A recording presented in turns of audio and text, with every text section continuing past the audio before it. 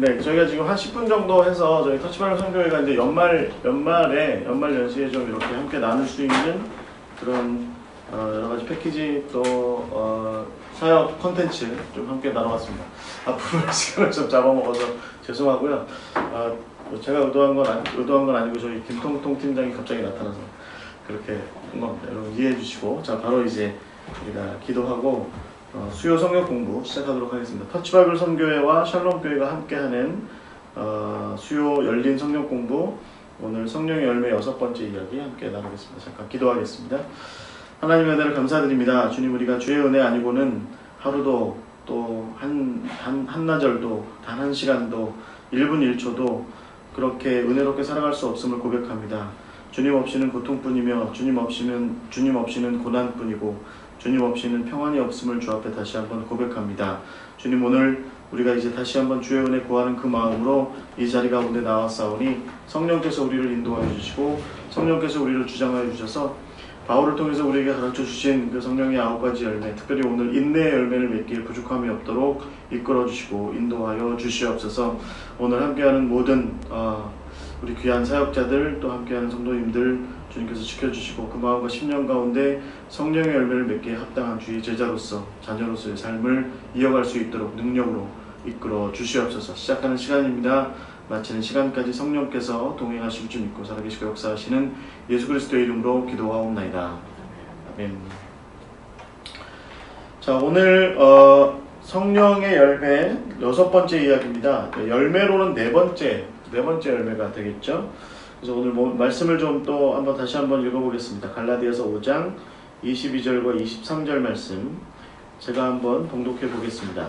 오직 성령의 열매는 사랑과 희락과 화평과 오래 참음과 자비와 양선과 충성과 온유와 절제니 이 같은 것을 금지할 법이 없느니라.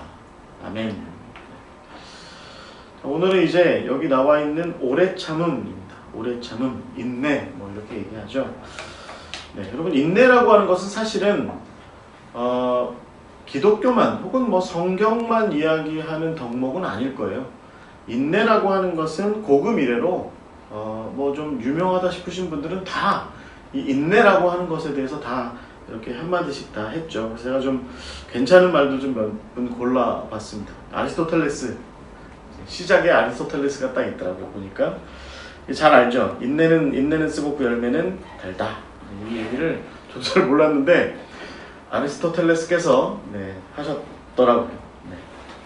러시아의 또 굉장히 유명한 그 소설가 또 문장가인 그 레오 톨스토이 이런 말 했습니다.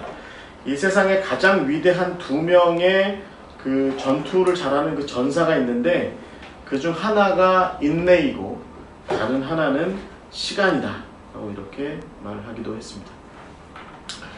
제가 정말 좋아하는 말은 누구냐면 그 소동파, 그러니까 송나라의 그 유명한 문필가이고 또 아주 문장가이고 아주 그 중국 사람들이 소동파 되게 좋아해요. 그 우리나라 누구 좋아?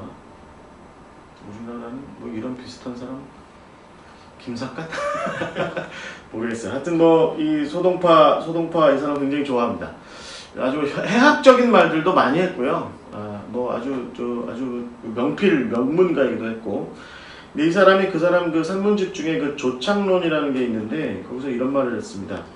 예로부터 큰 일을 계획하려는 사람은 세상을 초월하는 재능은 없어도 되지만 견고하여 흔들림 없이 인내하며 마음을 빼앗기지 않는 그 의지는 반듯하게 있었다. 이런 얘기했습니다. 세상을 초월하는 능력은 우리가 뭔가 큰 일을 하는 데 있어서는 정말 슈퍼맨 같은 능력, 정말 천재와 같은 그런 능력, 그런 거는 없어도 되는데 큰 일을 하려면 정말 중요한 건 뭐냐면 견고하여 흔들림 없이 인내하며 마음을 빼앗기지 않는 그 의지, 그것이 중요하다. 이렇게 얘기한 거죠. 그래서 그걸 한자 사자성어로 뭐라고 얘기하냐면 견인불발. 저 집사람은 견인불발 그랬더니 자동차 견이라는 게 불발됐어? 무슨 소리야? 이렇게 이야기하던데 견인불발, 그러니까 흔들림 없이 인내하며 마음을 빼앗기지 않는다 라는 뜻입니다. 흔들림 없이 인내하며 마음을 빼앗기지 않는다. 그렇죠. 인내하는 것이 사실은 우리가 어떤 것을 얻어내는 데 있어서 굉장히 중요한 것이다. 그렇게 얘기할 수 있습니다. 그래서 여러분 이렇게 보시면 동서양 복음을 막론하고 사실은 역사에서 이 인내한다라고 하는 문제, 무슨 와신상담 뭐 이런 이야기도 있고요. 그러니까 인내한다라고 하는 것은 사실은 뭐 굉장히 성서적이거나 또 뭐 기독교적인 그런 맥락에서만 말하는 그런 덕목은 아니에요, 사실은. 그런데 기독교에서도 이것은 굉장히 중요하게 생각하는 부분입니다. 당장 우리가 예수님께서 이 땅 가운데 오셨죠. 제가 조금 전에 그 대강절 교재에도 나왔는데, 여러분 대강절 그 애드벤트라고 하는 것이 뭐예요? 그러니까 예수님께서 오시는 것을 기념하는 절기가 대강절이죠. 그런데 예수님의 오심은 대강절에서 다루는 예수님의 오심은 두 가지로 얘기하죠. 하나는 초림, 그러니까 먼저 오셨던 2000년 전에 오셨던 사건에 대한 기억이기도 하고요. 또 하나의 오심은 뭡니까?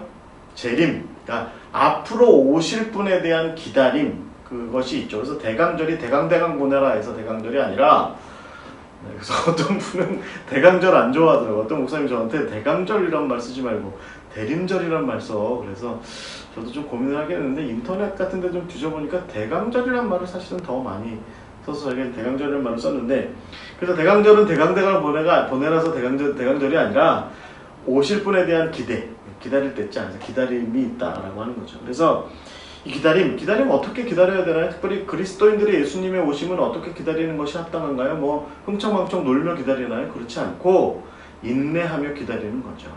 인내하며, 참고 인내하며 기다리는 그 모습이 바로 우리가 예수님의 오심에 대한 그런 기다림의 적절한 모습이라는 것이죠. 그래서 여러분 특별히 구약 성경에는 사실은 이 표현은 이렇게 등장하지 않습니다. 제가 뒷부분에서 말씀드리겠지만 신약 성경에는 그 인내라고 하는 것이 정확한 그 헬라어의 표현이 있습니다. 그런데 두 가지 단어로 돼 있어요. 하나는 휘포모네라고 합니다. 자, 또 이거 안 넘겼다고 또. 네, 이게 나오죠. 그 휘포모네, 저 이렇게 후포모네 이렇게 써 있지만 제가 표시를 좀 안 했어요. 하여튼 그 휘포모네라고 합니다. 휘포모네. 첫 번째 단어는 휘포라고 하는 말이 아래, 뭐뭐 아래라는 뜻이고요. 근데 그 모네는 머무르다라는 거죠. 이제 어딘가 밑에 머물러 있는 거죠. 어딘가 밑에 머물러 있을까요? 인내라고 한다면 뭔가 압박하는 만한 어떤 압박하는 상황, 뭔가 좀 이렇게 좀 찍어 누르는 것 같은 그런 어떤 어려운 상황, 그런 어려운 상황 아래에 잘 머물러 있는 그런 모습이 바로 휘포모네라고 하는 단어가 갖고 있는 의미입니다. 그래서 로마서 5장 4절이라든가 데살로니가전서 1장 3절이라든가 혹은 히브리서 12장 1절 혹은 요한계시록 14장 12절 뭐 이런 것들이 바로 이 휘포모네를 사용하는데요. 이 휘포모네는 좀 의미로 볼 때 기간이 이렇게 정해져 있어요. 일정 기간 주어진 박해나 어떤 고난이나 어려움이나 시련이나 뭐 이런 거죠. 그러니까 만약에 여러분들이 예를 들면 시험의 압박 뭐 이런 게 있을 수 있죠. 그러니까 뭐 수험생이라면 지금 이제 우리가 이제 고3 그러면 이제 언제가 수능인가요? 뭐 11월 한 뭐 14일, 15일 뭐 이때쯤이죠. 아직 올해는 제가 잘 모르겠는데 그때쯤이죠. 그러니까 지금부터 그때까지 뭔가 이제 압박할 만한 그런 상황 속에 머물러 있을 때 이 수험생이 가져야 되는 자세가 뭐예요? 휘포모네입니다. 그 압박하는 상황 아래에서 잘 머물러 있고 잘 견뎌내는 것. 그런데 그것이 기한이 있는 거예요. 11월 예를 들어 뭐 14일, 15일까지면 그러면 이제 해방되는 거죠. 자유롭게 되는 거죠. 그래서 그것이 이제 휘포모네가 갖고 있는 단어의 특징인데, 이거보다는 사실은 그런데 그 마크로듀미아 혹은 뭐 마크로튀미아 뭐 하여튼 이 마크로듀미아라고 하는 말이 훨씬 더 많이 사용이 됐습니다. 마크로듀미아. 이 두 번째 단어 저 마크로듀미아라고 하는 말은 이 마크로스가 어떤 뜻이냐면 이 두 가지 단어니까 마크로스와 두미아가 붙어 있는데, 마크로스가 어떤 뜻이냐면 길다, 멀다, 지루하다 라는 뜻입니다. 자, 이거 마크로스라는 단어 보면서 어렸을 때 로봇 하나 기억이 나는데 로봇 만화에 나오는 로봇 이름이 마크로스였는데 길이가 200m였어요. 제가 집에 갖고 있던 로봇 대사전이 있었는데 낮은 가제트는 23m였거든요. 로버트 태권브이는 50m에서 60m쯤 됐고 이 마크로스는 200m쯤 됐어요. 뒤다 크다 이렇게 생각했는데 여기 마크로스가 이 말이 길다, 멀다, 뭔지 이런 의미가 바로 그런 뜻이었던 것 같아요. 길다, 멀다, 지루하다, 아주 오랜 기간 뭐 이런 걸 의미하는 거죠.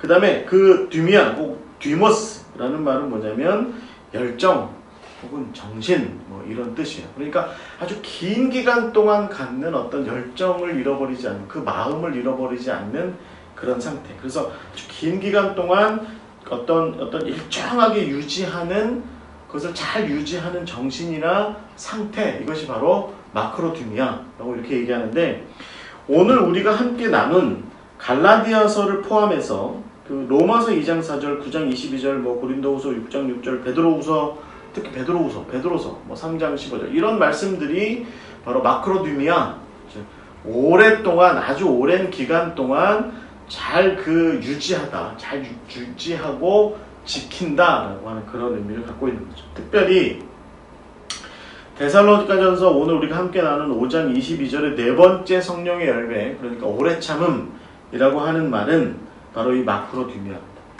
이 마크로듀미아는 그런 의미에서 볼 때 한결같은 것을 얘기하는 겁니다.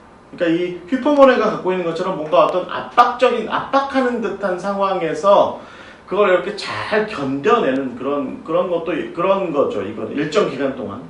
마크로듀미아도 뭐 좀 비슷하게 얘기할 수는 있는데 기간 표시가 잘 없어요. 이건 꾸준히 계속해서 알 수 없는 그 끝자락을 향해서 자기를 계속 유지해 나가는 모습.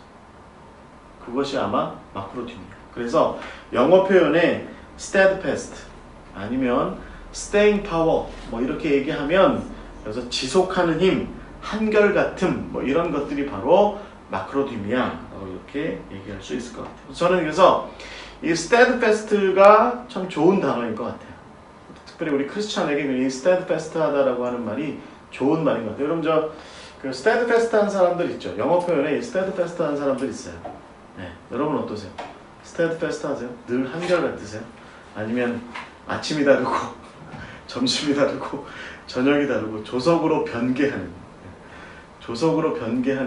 그런 모습이 혹시 우리 모습인가? 아니면 아침과 저녁이 늘 동일한, 난 늘 우리 주님 따라서, 하나님 따라서 늘 steadfast 해 라고 이렇게, 난 좀 그러고 싶다, 그런 모습을 담고 싶다, 어디서나 변함없는 그런 모습이고 싶다, 어떤 상황에서도 변치 않는 모습이고 싶다. 그것이 바로 마크로듀미아라는 것입니다. 그래서 이 마크로듀미아를 인내로 이야기한다고 한다면 그것은 한결같이 잘 유지하려고 하는 그런 태도, 그것을 이제 이렇게 이야기할 수 있을 것 같아요. 그래서 저는 좀 이야기를 풀어가자면 좀 이런 생각을 좀 가져봐요. 좀 여러분 그림에서 보시는 것처럼 뭔가 좀 압박하는 듯한 상황이 있죠. 네, 압박하는. 그 초대교회나 뭐 예를 들어서 그 교회가 한참 이제 로마 시대를 넘어가서 국교로 공인되기 바로 직전까지 그 여러 황제들 치하에서 고통당하던, 혹은 뭐 기독교 역사 내에서 어떤 고통당하고 또 핍박당하고 했던 그런 시절 내내 그리스도인들이 잘 믿음 가운데 인내하는 모습, 뭐 그렇게 조금 이렇게 그런 방식으로 얘기할 수도 있겠지만, 그래서 오늘날도 인내하는 그리스도인의 전형을 예를 들면 북한의 뭐 지하교회에 계신 분들이라든가, 아니면 중국 같은 경우에 뭐 삼자교회가 아닌 곳에서 독자적인 신앙생활을 지켜나가면서 가끔 이렇게 공안들한테 체포돼서 감옥에 갇히시거나 하시는 그런 분들의 이야기라든가, 아니면 뭐 이슬람권에서나 뭐 지금도 아직도 남아있는 어떤 뭐 비기독교권에서 고통당하고 어려움 당하시는 그런 분들이 참고 인내하는 그런 이야기일 수도 있고, 그러나 그것뿐만이 아니라 사실 우리가 마크로듀미아를 이야기할 때 이 모습에서 우리가 잘 기억해야 되는 건 뭐냐면, 그런 모든 정말 스트레스풀한 그런 압박적인 상황, 오늘 우리 라오 집사님 보니까 뭔가 압박받는 것 같은 얼굴에 확 써있던데, 곧 닥쳐올 큰 행사를 준비하면서 뭔가 좀 압박당하고 있는 상황인데, 그래서 오늘 인내를 공부하러 오신 것 같아요. 길이 steadfast하다라고 하는 모습이죠. 여러분 그게 뭘 의미할까요? 뭔가 지금 내가 지금 쫓기는, 뭔가 압박받는, 뭔가 외적인 요인에 의해서 뭔가 좀 밀려나가고 있는, 막 이렇게 좀 밀려나가고 있는 그런 상황인데, 그런 상황에도 불구하고 뭔가 최선을 다해서 뭔가를 유지하려고 하는, 그건 믿음이든 아니면 뭐 어떤 정신 상태든 뭐 어떤 마음가짐이든 뭔가를 계속 잘 이렇게 유지해 나가려고 하는 노력, 그것이 바로 마크로디미아, 이렇게 얘기할 수 있는 거죠. 이해가 되세요? 저 사실은 이거 오늘 이 강연 준비하면서 뒤에 우리 김효경 목사님이 그동안 쓰신 것 중에 가장 난해해요, 이렇게 얘기했는데, 제가 지금 이제 이번 주에는 저희가 지금 이게 저희 그 샬롬교회가 새벽 기도도 지금 있고요. 이번 주말에 수련회도 지금 준비되어 있고, 또 어저께 뭐 행사도 하고, 또 이런 책들도 나오고 여러 가지 뭐 바쁜 일들 중에 이거 하다 보니까 제가 이 스테드패스트를 잘 유지를 못했어요. 사실은 제 스스로가 이 성경 공부를 준비하면서 이 교환 만드는 걸 정말 중요하게 생각해서 사실은 저는 월요일 저녁쯤에 이걸 맞춰놓거든요. 근데 월요일 날 저녁에 이걸 이렇게 준비하고 있는데 제 스스로도 뭔가 뭔가 좀 이렇게 흐리멍텅해지는 그런 그런 느낌인 거예요. 다음날 행사, 어저께 행사 준비도 있었구나. 그래서 사실은 잘 준비가 안 됐어요. 그래서 문장이 좀 이렇게 난해합니다. 근데 제가 마음속으로는 잘 이해하고 있습니다. 그래서 잘 설명하고, 그 다음에 이걸 좀 다시 잘 고쳐서 한번 좀 이렇게 강의를 해보고 다시 고쳐서 여러분에게 다시 좀 제가 발표를 해드릴 예정이고요. 오늘 이렇게 보시는데 좀 불편함이 있는 것에 대해서는 좀 양해해 주시기 바랍니다. 어찌됐든 중요한 건 뭐냐면, 이 긴장 가운데 어떤 텐션이 있는데, 그 텐션 가운데 있음에도 불구하고 내가 무언가 지켜야 할 것들을 잘 지켜나가려고 하는 그런 노력, 그게 바로 인내라고 하는 거죠. 그러니까 인내라고 하는 게 어디 한 군데 가만히 이렇게 앉아가지고 웅크리고서 가만히 있는 상태는 아닌 거예요. 이 인내는 적어도 여러분, 이 마크로디미아는 뭐냐면, 뭔가 압박과 프레셔와 텐션이 있는데, 그런 상황에서 긴장이 있는데, 그런 상황에서 그럼에도 불구하고 그동안 하던 것을 계속 유지해서 이어나가는, 그게 바로 이 마크로디미아의 모습이다라는 거죠. 이게 참 결코 쉽지 않습니다. 사실 쉽지 않아요. 그래서 하나님께서 우리에게 말씀하시는 건 뭐냐면, 그런 마음을 달라고 기도해라. 이 마크로디미아를 달라고 기도해라. 그러면 성령께서 우리에게 그것을, 이 오래 참음의 이 인내의 모습을 우리에게 선물로 주실 것이다 라고 이렇게 말씀하고 계시는 것입니다. 그래서 여러분, 이 인내라고 하는 것은 어떻게 보면 하나님께서 우리에게 주시는 선물이다 라고 이렇게 이해하시면 저는 참 좋을 것 같아요. 그래서 그 선물이라고 하는 게 나는 내 힘으로는 전혀 그렇게 할 수 없는데 하나님께서 덥석 우리한테 주시는 어떤 그런 것이라기보다는, 제 생각에는 우리가 꾸준히 끊임없이 우리 스스로가 먼저 스테드패스트 하려고, 이렇게 be patient 하려고, 인내하려고 노력하는 가운데 하나님께서 우리에게 힘을 더해 주시고, 하나님께서 우리에게 그런 가운데 좋은 결실로, 선한 결말로 이어질 수 있도록 우리를 이끌어 주시는 그런 하나님의 은혜, 그것이 바로 우리에게 인내하게 하시는 그 능력을 주시는 하나님의 선물, 이렇게 생각할 수 있을 것 같습니다. 우리가 살아가는 세상이 굉장히 혼란스럽고, 그렇죠. 일관성을 유지한다라고 하는 게 쉽지 않습니다. 우리가 일상 가운데 요즘 일상 가운데 우리가 느끼는 이런 텐션이라고 하는 것이 정말 대단하죠. 대단합니다. 옛날 사람들은, 고대인들은 전쟁에 대한 그런 어떤 프레셔나 텐션이 굉장히 심했다고 하죠. 그래서 전쟁 터지면 정말 스트레스 가득하잖아요. 현대인들에게 이 스트레스 양이 비슷하대요. 옛날 고대인들이 느꼈던 그런 어떤 삶의 불안함, 전쟁 같은 것이 쉽게 발생하는 그런 상황에서 겪는 삶의 불안함만큼이나 안정적이게 보이는 현대사회, 문명사회에서의 삶에서도 사실은 뭐 여기 앉아 계신 저나 여러분들이 사역적으로 혹은 사업적으로 경험하고 있는 이 텐션이라고 하는 게 사실은 굉장하다는 것이죠. 그런 가운데 우리가 인내하며 이 스탠드패스트한 이런 모습들을 유지해 나간다라고 하는 게 정말 쉽지 않은 문제인 거죠. 그렇죠. 우리 나집사님 어떻게 생각하세요? 요즘 같은 스트레스에 따님한테 일관된 엄마의 모습을 유지한다는 게 정말 쉽지 않은 거죠. 그래서 하나님께 구하자는 거. 하나님께 간구하고 하나님 도와주세요. 제가 좀 잘 유지하고 잘 지켜갈 수 있도록 이런 긴장 속에서도 제 원래 하나님께서 저에게 주신 그리스도인의 모습, 예수를 잘 믿는 엄마로서, 예수를 잘 믿는 아빠로서, 예수를 잘 믿는 목사로서, 예수를 잘 믿는 이 사회의 한 사람으로서 제가 이 모습을 잘 지켜갈 수 있도록 도와주세요. 그렇게 기도할 때 하나님께서 우리에게 선물로 주시는 그 은혜가 바로 인내일 수 있다. 그렇게 기억하시면 좋겠습니다. 김일공 목사님 어떻게 글 보신 것보다 잘 정리가 되고 있나요? 네. 아멘을 해주시면 그래서 먼저 저는 좀 기억해야 될 게 뭐냐면 역시 하나님이 바로 이 인내의 모습이시다라고 하는 것이죠.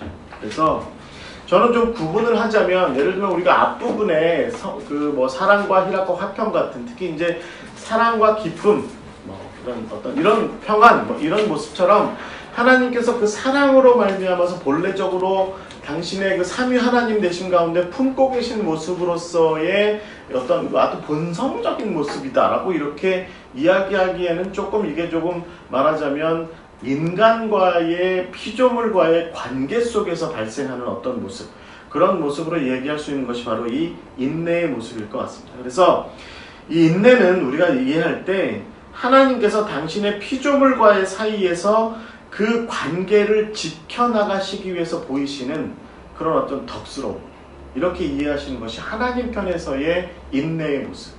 하나님께도 인내의 모습이 있거든요. 여러분 성경에 하나님 오래 참으신다 라고 하는 표현 많이 나와 있습니다. 그래서 그 인내의 모습을 하나님에게서 발견할 때 우리는 그것이 예를 들면 성부 하나님이 성자 하나님한테 인내하신다. 이거 좀 그렇죠. 두 분이 싸우셨나? 성부 하나님과 성자 하나님이 아버지 하나님과 아들 하나님이 어느 날 대판 싸우셔가지고 성령께서 중간에 중재하시더라. 이게 어디 무슨 성경책 예를 들어서 창세기 48장 몇 절에 이렇게 나와 있나? 그렇지 않죠. 네. 그러니까 그 세 분 하나님의 삼위 하나님의 본질적인 어떤 내재적인 어떤 모습이라기보다는 그 성부 성자 성령의 하나님이 피조된 세상과 관계하실 때 피조물과 더불어서 겪고 계신 그런 모습이 바로 인내다, 이렇게 보시면 좋을 것 같고요.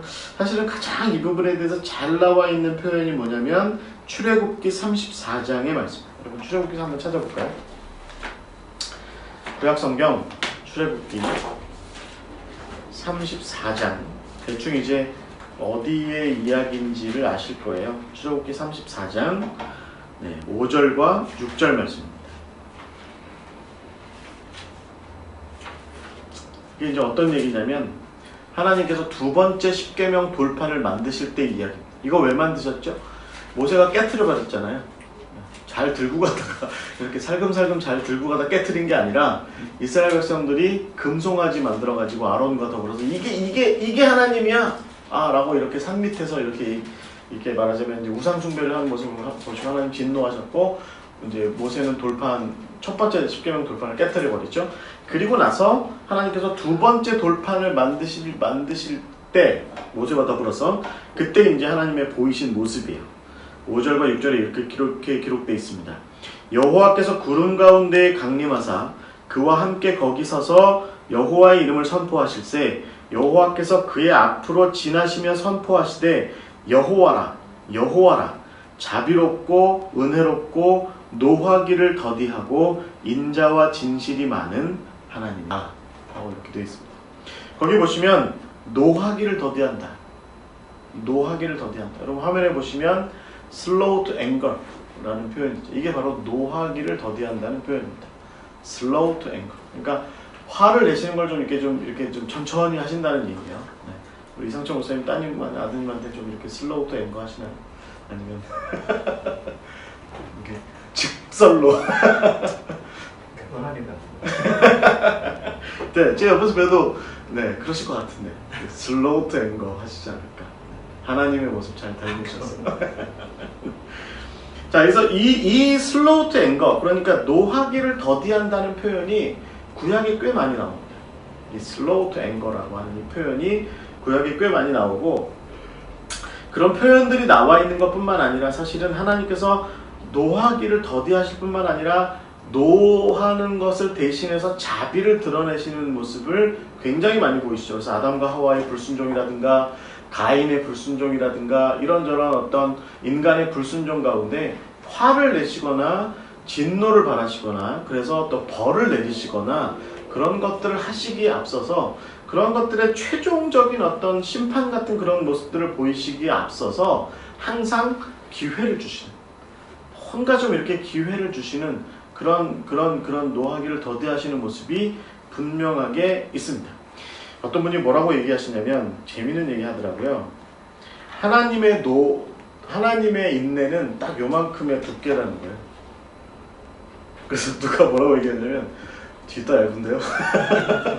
되게 얇은데요? 요 정도밖에 안 되세요? 제 거는 이거보다 좀 더 이렇게 더 두꺼울 것 같은데요? 이렇게 말씀하시더라고요. 그래서 여러분 성경책이잖아요. 이 정도의 두께라는 건 무엇을 얘기하겠습니까? 창세기 1장 태초부터 요한계시록 마지막 장 세상 끝날까지, 그래서 마지막 때의 하나님의 나라에 당신의 사랑하는 사람들 또 피조물들을 드리기까지 인내는 아마도 당신의 이 슬로우 투 앵거, 노하기를 더디하시는 모습은 계속될 것이다. 이 성경의 두께만큼이나, 또 저는 여기는 이게 성경 찬송 합본인데 성경과 찬송을 합친 이 합본만큼이나 이 두께만큼이나 하나님의 오래 참기를 하시는 모습은 계속될 것이다. 이런 생각을 좀 가져봅니다. 그래서 여러분, 예레미야 같은 경우는 하나님의 그 오래 참으시는 모습을 간파하고서 진노 중에라도, 이런 표현 많이 나오죠. 하나님, 진노 중에라도 주님 당신의 백성들을 기억하여 주시옵소서. 모세의 기도에도 등장하는 이런 화를 내시는 중에라도 당신의 백성에게 자비를 베푸실 것을 좀 잊지 말아 주십시오 라고 얘기하는 모습이 있고요. 시편의 기자인 다윗 역시도 노하기를 더디하시고 오래 참으시는 모습을 이야기하면서 자기의 대적들에게조차 노하기를 더디하시는 모습을 보이시기를 바란다 라고 하는 이야기를 다윗 스스로도 그렇게 이야기합니다. 여러분, 저는 마태복음, 마가복음, 누가복음 전체에서 등장하는 그 포도원 농부들의 이야기, 이게 저는 정말 하나님께서 노하기를 더디하시는 결정적인 모습인 것 같아요. 우리는 이제 이 이야기를 읽어 내려가다 보면 마지막 부분에 결국에는 그 사꾼 같은 그 사꾼 같은 농부들을 내쫓고 말이죠. 벌하고 이런 모습을 이 이야기들이 보여주고 있기 때문에 하나님 결국 심판하셨네 라고 이렇게 생각할 수 있을지 모르겠지만, 그렇지만 그런 일이 있기 전까지 하나님께서 어떤 일들을 벌이세요? 당신의 사람들을 보내시고 또 보내기를 거듭하시고 성경의 구약의 예언자들로 대표되는 그런 사람들을 계속해서 보내시고, 그런 와중에 또 결국에는 당신의 아들마저 보내셔서 그렇게 깨우치기를 바라고 돌이키기를 바라는 그런 모습들을 계속해서 보이신 분이 바로 하나님이시다라고 하는 거죠. 그래서 아들마저 보냈는데 그 아들에게서마저도 돌이키지 않는 그 농부들에 대해서는 결국에는 심판하는 거죠. 그러나 그 아들을 보냈을 때 회개하고 돌아온 사람들에 대해서는 하나님께서 어떻게 하셨을까요? 용서하시고 다시 품어주셨겠죠. 저는 성경에서 이 하나님의 노하기를 더디하시는 모습에 비추어서 늘 제가 생각하는 건 뭐냐면 가룟 유다입니다. 가룟 유다. 우리는 고금 이래로 이렇게 특히 이제 명화들, 성화들 보면 가룟 유다 많이 나오잖아요. 막 우중충한 얼굴에 막 악해 보이는 얼굴에 옆에서 사탄이 막 이렇게 꼬시고 있고 막 삼지창 든 사탄이 옆에서 막 유혹하고 있고, 그런 모습에 예수님을 팔고 있는 가룟 유다의 모습.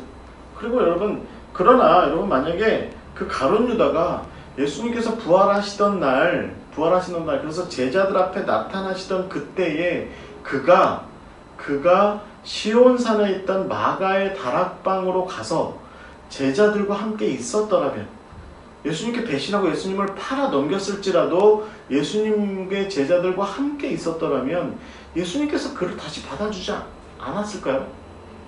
저는 받아주셨을 거라고 봅니다.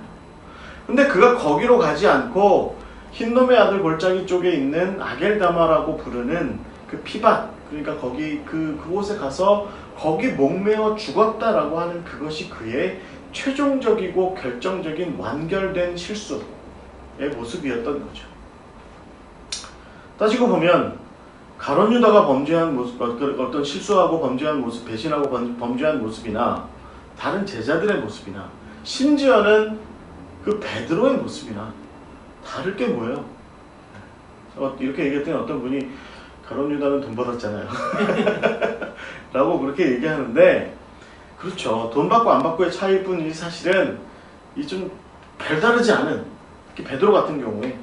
그러나 베드로는 기회를 얻었고 가룟 유다는 기회를 얻지 못했다라고 하는 문제의 가장 큰 차이는 뭐냐면, 그가 하나님께서, 당신의 스승인 예수께서 정말 노하기를 더디하시는, 저 노하기를 더디하시는 하나님이시다라고 하는 것에 대한 깊은 이해를 갖지 못한 결과가 아닐까 생각해 봅니다. 그래서 저는 그런 생각해요. 우리도 다 가룟 유다 같잖아요. 그러니까 우리가 하나님의 인내하심, 하나님의 진노하기를 더디하시는 그 모습, 늘 자비롭고 은혜로우셔서 노하기를 더디하시고 인자와 진실이 풍성하신 그 하나님의 앞에 우리가 나아가게 될 때 늘 우리는 내가 구원받을 수 있을까? 라는 생각을 갖기에 앞서서 하나님께서 내 모습, 지금 이 모습 받아주실 거야 라고 하는 그 마음을 품는 것이 합당하다라고 하는 거죠. 결국엔 하나님께서 우리를 용서의 길로 인도하시지 절망과 어떤 심판의 길로 인도하지 않으신다. 그것을 우리가 늘 유념하고 기억해야 할 줄 믿습니다. 그래서 여러분, 바울도 그렇게 얘기합니다. 바울도 로마서 2장 4절에 보복하는 일에 느리고 부드러우신 분, 느리고 부드러우신 분. 마태는 하나님께서 인간이 마땅히 받아야 할 형벌을 늦추신다. 그 형벌을 늦추시는 분이 바로 하나님이시다 라고 이렇게 이야기하고 있습니다. 여러분, 우리가 하나님의 모습에 대해서 기억해야 되는 건 뭐냐면, 하나님의 인내는 인간의 불순종이 지속되는 그 긴장의 끝자락에 하나님께서 당신의 권력적인 심판을 앞세우지 않으시고 끝내 자비의 사랑을 드러내시는 모습, 그것이 바로 인내다라고 하는 거죠. 가끔 우리 이제 부모 자식 관계에서 이렇게 생각을 해보면 뭐 그런 생각 쉽게 하죠. 저도 어렸을 때 이렇게 생각을 해보면 요게 마지막일 것 같아. 네. 서연이도 그거 알지 않을까요? 요번에 선을 넘어가면 엄마가 혼낼 거야 라고 하는 걸 알죠? 네, 눈치가 이렇게 뻔해요. 그렇죠? 특히 여자애들 같은 경우에는 남자애들이 이제 대체적으로 이제 그런 눈치가 없죠. 그래서 결국은 매를 부르죠. 매를 부르는데 저도 그랬던 것 같아요. 네. 무슨 생각하냐면 요번까지는 넘어가지 않으실까? 요번까지는 넘어가지 않으실까? 지난번에도 살짝 넘어가셨는데 지난번에 괜찮았는데 이번도 그렇게 해도 되지 않을까? 이번에도 그냥 계속해서 이부자리 속에서 뭉개고 있어도 되지 않을까? 뭐 이런 생각하다가 결국은 뭐가 날라오죠. 뭐가 날라오는데, 하나님의 모습에 대해서 우리가 늘 기대감을 가져야 되는 것 가운데 한 가지가 뭐냐면, 그래도 계속 범죄하자는 얘기가 아니라 어떤 범죄에 근접할 수밖에 없는, 누구의 시에 의하면 까마귀들 가운데 가까이 다가갈 수밖에 없는 백로의 삶, 그런 삶이 있는 거죠. 그렇죠? 까마귀들 가까이 다가갈 수밖에 없는 그런 백로의 삶이 있는데, 그런 삶이 결국에 발생해서 결국은 까마귀의 깃털이 묻고 말이죠. 그 시궁창에 더러운 것들이 묻고 그럴 수밖에 없는 삶의 순간순간마다 하나님, 제가 또 이랬네요. 하나님 어떡해요? 하나님 저 어떡해요? 라고 얘기할 때 하나님께서 우리에게 늘 보이시는 모습은 심판이 아니라 너 또 그랬어? 이번엔 벌받자. 그것이 아니라 용서하시고 우리를 오히려 불쌍히 여겨주시는, 우리가 결국은 그렇게 치달을 수밖에 없었던 우리 삶을 깊이 이해해 주시는 하나님의 모습이 분명 우리에게 은혜 가운데 있다. 그래서 하나님께서는 결국 마지막일 거라고 생각될 만한 그런 당신의 하나님의 인내의 한계선을 늘 넘어서시는 그 모습이 바로 우리 하나님이시다. 그래서 끝내 인간으로 하여금 스스로의 결단으로 나아오도록 그렇게 문을 열어주시는 분이 바로 하나님이시다. 그것을 우리가 은혜로 누릴 수 있을 때 우리는 인내하시는 그런 하나님을 체험하고 경험할 수 있다라는 것이죠. 제가 아는 한 분도 저한테 그런 얘기 한 적이 있었어요. 교회를 잘 다니시다가 교회를 안 다니시게 된 거예요. 그리고 이제 저한테 뭐라고 얘기했냐면, 내가 하나님이어도 나 같은 놈은 안 받아주실 것 같아. 그래서 더 이상 염치가 없어서 교회를 못 다니겠어요. 염치가 없어서 교회를 못 다니겠어요. 이게 굉장히 이분이 말하자면 좀 영적으로 민감하신 분인 거죠. 그래서 염치가 없어서 교회를 못 다니겠어요 라고 이렇게 이야기를 하는데, 참 그 말이 진솔하게 들리더라고요. 그러니까 교회 안에 있으면서 이 하나님의 오래 참으시는 것을 이용하고 오남용하고 악용하는 교회 안에 있는 그 인간들보다, 우리 같은 존재들보다 차라리 그분이 그 교회 영문 밖으로 벗어나서 거기 서가지고 염치가 없어서 라고 그렇게 이야기하는 그 모습이 참 솔직해 보인다라는 생각을 가져봤습니다. 그렇게 볼 때 하나님께서 은혜를 베푸시는 상대는 누구인가요? 늘 내가 하나님의 자비로움과 은혜 가운데 있다라고 얘기하며 떵떵거리고 기도하는 바리새인과 사두개인에게 있는 것이 아니라, 결국에는 하나님, 저는 오늘도 이런 모습으로 살아갈 수밖에 없네요 라고 이야기하는 세리들의 그 기도, 죄인의 그 기도, 스스로를 죄인이라 여기는 사람의 그 겸손하게 무릎 꿇고 하는 그 기도를 하나님께서 자비의 마음으로 들어주시고, 결국에는 그 사람에게 한 번 더의 인내를 허락하시는, 노하기를 더디하시는 모습을 허락하시는 그것이 바로 하나님의 모습인 것이죠. 이 모든 것의 궁극의 끝에 뭐가 있나요? 하나님은요, 결국은 한 사람이라도 더 당신의 자리로, 당신의 그 구원의 축제의, 그 하나님의 나라의 구원의 잔치의 자리로 인도하시고자 하는 한 사람이라도 더, 그렇게 인도하시고자 하는 그 애틋함이 하나님에게 있다라고 하는 겁니다. 하나님에게 있다. 그죠? 대체로 이래요. 이게 보면 인생살이에서 참는 놈은 자식이 놈이 아니라 참는 분은 자식은 아닌 것 같아요. 그죠? 밥 안 먹겠다고 막, 저도 어렸을 때 밥 안 먹겠다고 막 휘돌아다니면 그 김에다가 밥을 이렇게 싸셔가지고 그 밥그릇을 들고 돌아다니면서 근데 지금 생각해보면 저희 어머니도 오래 참으신 거죠. 이렇게 오래 참으신 거예요. 너 이거 안 먹으면 내가 가만히 안 둔다. 근데 화를 내지 않으시고 이놈 새끼야 왜 밥을 안 먹어? 라고 하는 게 아니라, 그 상황에서 야, 네가 이걸 먹어야, 너 너무 조그맣잖아, 좀 키 좀 커야지, 네가 이걸 먹어야 커, 네가 이걸 먹어야 커. 그 애틋함은 막상 커야 되는 나한테는 없고 그 키우시는 그분한테는 있었던 거예요. 저 어렸을 때 밥 진짜 안 먹었거든요. 제가 초등학교 1학년 때 얼마나 키가 작았냐면 그냥 1번이었어요. 그냥 강씨여서 1번인 게 아니라 너무 키가 작아가지고 1번이었어요. 제가 아직도 기억하는 게 2학년 때도 2학년 같은 또래 2학년 여자아이가 저를 무릎 위에 앉혀놓고 있었어요. 저희가 워낙에 7월생 한 해 일찍 들어간, 7월생에 한 해 일찍 들어간 것이기도 한데다가 워낙에 작았어요. 워낙에 작아서 하여튼 아직도 기억나요. 2학년 때, 5학년 때도 한번 그런 적 있었어요. 그 배구하는 여자애가 있었는데 우리 같은 반에 뭐 나이도 한두 살 많긴 했지만 그 누나죠 거의. 근데 자기 무릎에 앉혀놨었어요. 저는 귀엽다.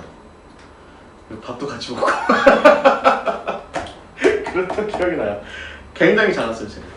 굉장히. 그래서 근데 저희 어머니 입장에서는 이 녀석이 좀 빨리 컸으면 좋겠다 싶은 거죠. 그래가지고 뭐 클럽은 어떻게 해야 돼요? 잘 먹어야죠. 뭐 영양제도 그때 무슨 영양제가 있었어요. 무슨 에비오제 뭐 이런 그런 거였는데 그거 에비오제 먹기 좋잖아요. 근데 그거조차도 안 먹고 막 뭐 하여튼 잘 안 먹었어요. 그러면 저희 어머니가 그러니까 이 녀석이 키 커야 되는 제가 키 커야 되는 것에 대한 애틋함은 막상 저한테는 없고 이분한테는 있으셨던 거죠. 쫓아다니시고 먹이려고 애쓰시고 그런 모습이 우리 어머니한테 있었습니다. 분노하지 않으시고 진노하지 않으시고 애틋함을 오히려 더 드러내셨던 그런 어머니의 모습처럼 하나님의 모습이 바로 이런 모습이 아닐까 저는 생각합니다. 막상 영적으로 변화하고 참 정말 인간다움의 모습을 제대로 회복해야 하고 온전한 인간다움의 삶으로 나아가야 하는 그 과제는 그 필요는 우리한테 있는데 우리는 그것을 신경도 안 쓰고 우리는 여전히 말이죠 그냥 천둥 벌거숭이처럼 그렇게 그냥 뭐가 좋은지 그냥 자기가 지금 껴벗고 다니는 것도 모르고 자기가 그냥 그렇게 정말 천박한 것도 모르고 자기가 정말 이렇게 좀 비천한 모습인 것도 모르고 그러고 정말 그렇게 천둥 벌거숭이처럼 돌아다니는 그 모습에 대해서 하나님은 우리를 지극히 사랑하셔서 우리에게 우리가 갖지 못한 애틋함을 우리에게 보이시고 진노 대신에 애틋함을 먼저 보이신 분이 바로 하나님이시다. 그것을 우리가 좀 잘 기억해야 될 것 같아요. 그 하나님의 진노 중에라도 인내하시는 그 모습이 우리가 본받아야 될 모습이다라는 것입니다. 그래서 결국 여러분 우리 하나님과 함께 살아가는 우리 그리스도인들은 어떤 사람들인가요? 오늘 갈라디아서 5장 22절의 이 말씀처럼 우리는 성령과 더불어서 이 그 열매를 맺어야 합니다. 사랑과 희락과 화평과 오래 참음 또 자비 또 양선 이런 것들을 열매를 맺어야 돼요. 근데 언제 맺어야 되냐면 제가 지금 여러분 이번 주에 걸쳐서 다음 주 그 다음 주까지 걸쳐서 우리가 함께 다루는 이야기의 포인트는 뭐냐면 관계 가운데에서 맺어야 한다는 겁니다. 관계 가운데 그러니까 사람들 틈바구니에서 맺어야 한다는 거예요. 하나님께서 이 인내의 열매를 삼위일체의 당신들끼리의 관계 가운데서 맺으신 것이 아니라 사람들 피조물 가운데에서 인내의 열매를 맺어가시는 것처럼 우리도 역시 우리가 하나님께서 우리에게 선물로 주신 인간의 관계들 가운데에서 인내의 열매를 맺어가야 한다. 그것이 바로 우리가 취해야 되는 모습입니다. 근데 여러분 성경을 가만히 이렇게 읽어내려가다 보면 성경이 하나님의 백성들에게 하나님의 거룩한 성도들에게 인내의 열매를 너희들이 맺어라라고 얘기할 때 상당히 많은 부분을 차지하는 것은 사실은 지금 제가 말씀드리는 관계상의 이런 문제가 아닙니다. 한번 들어보세요. 어떻게 보면 하나님의 백성들이 기본적으로 맺어야 하는 이 열매는 인내의 열매는 어떤 것이냐면 디모데전서 6장 11절에서 12절에 말씀하시는 것처럼 믿음의 선한 싸움을 싸울 때 또 계시록 2장 2절에서 3절의 말씀처럼 죄악을 대적할 때 또 누가복음과 로마서 12장 12절의 말씀 데살로니가후서 1장 4절의 말씀처럼 환난을 당할 때 그리고 예수님의 재림을 기다릴 때 라고 이렇게 얘기하는 야고보서 5장 7절에서 8절의 말씀 이런 것들을 잘 생각해 보면 우리 개인이 하나님을 향해서 하나님께서 이제 가지고 오실 구원의 최종적인 선물을 향하여서 이 세상 가운데서 우리가 가져야 되는 것이 인내의 열매라는 거죠. 상당히 개인적인 신앙의 모습으로 비춰집니다. 근데 이런 것들도 한번 생각해 보세요. 그런데 하나님의 사람들은 세상 가운데에서 인내하면서 동시에 자기에게 억압과 고통과 어려움을 주는 세상을 향해서 그것이 심지어는 교회일지라도 세상을 향해서 주어진 사명에 최선을 다해야 하는데 그런 가운데 맺어야 되는 것이 바로 인내의 열매라는 거예요. 그러니까 앞서서 믿음의 선한 싸움을 싸우고 죄악을 대적하고 환난을 당할 때 그리고 재림을 기다릴 때 우리가 인내해야 되는데 그런 가운데 우리에게 주어지는 사명이 있다는 거죠. 그 사명을 인내함 가운데 잘 맺어가야 한다는 거예요. 그러니까 어떤 공동체, 특별히 교회 공동체 가운데 있을 때 인내의 열매가 필요하다는 거예요. 여러분 교회 공동체 가운데 인내의 열매가 필요해요. 또 형제를 향해서 말씀을 전하고 가르칠 때, 또 용서의 삶을 실천할 때, 하나님의 뜻을 따라서 사명을 다할 때 인내의 열매가 인내가 필요하다라고 이렇게 이야기하는 거예요. 그러니까 세상 가운데서 주께서 도래하시는 그날까지 우리가 꼭 참고 이렇게 있는, 어떻게 보면 이거는 휘퍼모네라고 비슷한 어떤 표현일 것 같은데,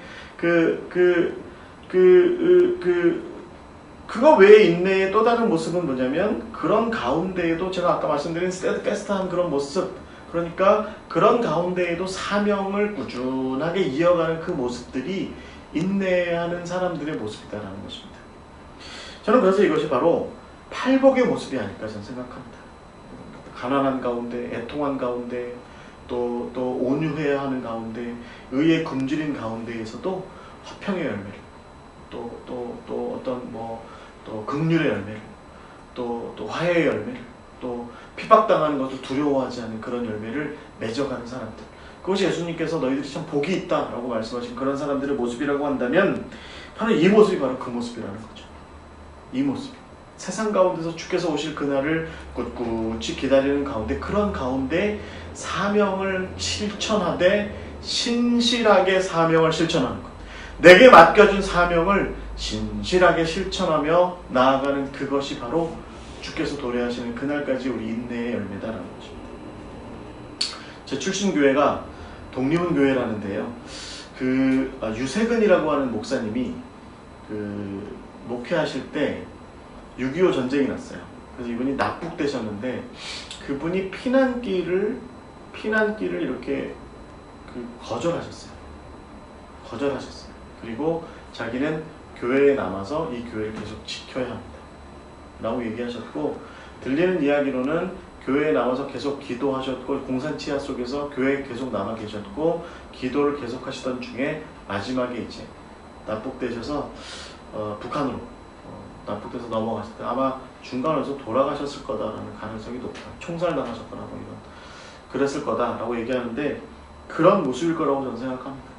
문중경 전사님의 이야기를 가만히 보면, 공산 치하 상태에서 증동리교회에서 정말 막 증동리교회가 말하자면 인민군 사무실이었다. 보위부 무슨 사무실이었다. 그래서 그 보위부 사람들이 이 증동리교회 사람들을 데려다가 하인처럼 부렸대. 하인처럼. 지금 문중경 전사님도 그래서 이렇게 하인처럼 일하셨대요. 막 매맞고 막 그러면서. 그런데 그런 가운데에서도 그분들을 위한 기도를 잊지 않으셨다라고 이렇게 얘기하셨고, 마지막에 순교하셨지만 결국은 어쨌든 그런 모습들을 지켜나가는 그런 모습, 이 팔복의 모습들이죠. 이 팔복의 모습들이 결국에는 이 인내하는 자의 모습이다라고 하는 것입니다. 그래서 결국은 이 인내가 오늘 우리의 예수님의 제자들, 하나님의 자녀들, 하나님의 백성들, 오늘 우리의 거룩한 하나님의 성도들에게서 나타나야 하는 모습이라고 한다면, 다시 한번 정리하건대는 그것이 바로 오늘을 꼭 참는 가운데, 내게 주어지는 압박하는 상황을 꼭 참는 가운데, 그런 가운데 내게 주어진 사명을 감당하여 나아가는 그것이 인내하는 자의 모습, 마크로디미아의 모습이다. 이렇게 얘기할 수 있다는 거예요. 이런 표현이 있죠. 제가 여기 써놨는데, God grant me patience. 그러니까 하나님께서 내게 인내를 주셨다. 꼭 참도록 하는 그런 인내를 주셨다. 밑에 뭐라고 써있어요? But hurry. 사명은 좀 열심히 빨리 서둘러라. 이런 얘기죠. 꾹 참고 인내하는 가운데 사명은 좀 발빠르게 해라. 사실은 우리 하나님이 이런 분이세요. 제가 이거 보면서 무슨 생각했냐면, 우리 저기 선교회 사무실에 같이 사역하는 분들 생각이 갑자기 나더라고요. 잘 참고 인내하십시오. 잘 견뎌야 합니다. 그러나 일은 열심히 빨리 하세요. 주어진 사명이 있잖아요. 전사님, 목사님, 빨리 일 열심히 빨리 하세요. 이런 거죠. 그런 모습이 바로 우리가 그리스도 안에서 인내하는 모습인데, 여러분 왜 우리는 이런 인내를 해야 하는 걸까요? 특별히 하나님의 백성들이 이 세상 가운데서 이렇게 말하자면 스테드패스트한 모습으로 인내의 삶을 살아가야 되는지에 대해서 저는 베드로의 이야기를 좀 함께 나누고 싶어요. 그러니까 베드로의 이야기보다는 베드로가 남긴 서신의 그 이야기를 좀 함께 나누고 싶습니다. 뭐냐면 베드로 전서의 이야기입니다. 여러분 베드로전서 2장 12절에 보시면 거기 이렇게 되어 있습니다. 그 베드로전서 1장 1절에 보면 1장에 보면 이렇게 되어 있죠. 내가 아시아 지역에 흩어져 있는 본도와 비두니아 지역에 흩어져 있는 나그네들에게 편지한다. 너희들이 박해를 받고 고통당하는 가운데 있는데 잘 참고 견뎌라 라고 이렇게 얘기합니다. 그런데 베드로전서 2장에 넘어가시면 너희들이 왕같은 제사장이야 라고 이렇게 얘기하는데 거기다 대고 뭐라고 얘기하죠? 이렇게 얘기하죠. 너희가 이방인 중에서 행실을 선하게 가져서 너희를 악행한다고 비방하는 자들로 하여금 너희 선한 일을 보고 오시는 날에 하나님께 영광을 돌리게 하려 합니다. 무슨 얘기겠습니까? 그러니까 이방인들 틈바구니에서 그들과 똑같은 악행을 저지르며 살아가는 삶이 아니라 선한 삶을 살아가는 가운데, 그런 가운데 주님 오시는 날에 좀 더 많은 사람들을 하나님 앞에 이끌어 나아가는 그런 역할을 해서 결국에는 하나님의 영광 가운데로 그들과 더불어서 함께 들어가는 그것이 바로 우리가 보여줘야 되는 참 어떤 그 모습이다. 베드로전서에 그걸 뭐라고 얘기해요? 왕같은 제사장의 모습이라고 얘기하죠. 왕같은 제사장. 그 왕같은 제사장이 결국 어떤 일이에요? 그리스도의 아름다운 덕을 선전하게 하려 하는 거죠. 선전하게 하려 하는 거. 그런데 여기서 중요한 표현이 뭐예요? 이방인 중에서 행실을 선하게 가지라는 거예요. 이거 어떤 모습일 것 같아요? 이방인 중에서 행실을 선하게 가져라. 이방인들은 선하지 않아서 이방인들도 나름대로 윤리가 있어요. 더 선하게 해야 된다는 얘기예요. 더 선하게. 제가 아는 목사님 그 아들내미가 그 중학교 다닐 때, 지금 대학 다니는데 중학교 다닐 때 학교에서 선생님이 무슨 일을 시켰대요. 중학교 때.